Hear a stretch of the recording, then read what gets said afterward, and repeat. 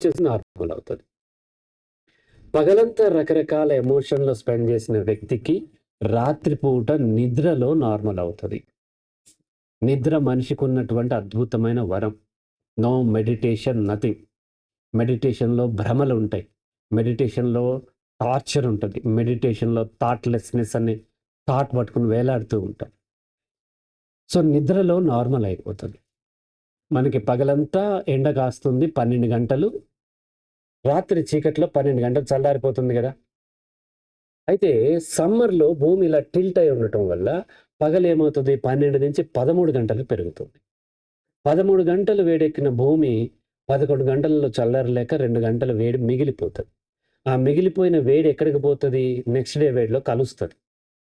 అలా అక్యుములేట్ అయ్యి మే last week వచ్చేసరికి విపరీతమైన వేడి ఎలాగైతే వచ్చిందో, అలాగే పగలంతా రకరకాల నెగెటివ్ ఎమోషన్‌లో స్పెండ్ చేసిన వ్యక్తి రాత్రిపూట నిద్ర పట్టకపోయినా, పట్టినా సరిపోకపోయినా, సరిపోయినా సరే కొన్నిసార్లు బాగా నిద్రపోతారు సరిపోదు. స్టిల్ నెక్స్ట్ డే కూడా నెగెటివ్ అట్లా లాంగ్ రన్ నెగెటివ్ ఎమోషన్‌లో స్పెండ్ చేసిన వ్యక్తి యొక్క ఫ్లూయిడ్ ఇంబాలెన్స్ అక్యుములేట్ అయ్యే అవకాశాలుంటాయి.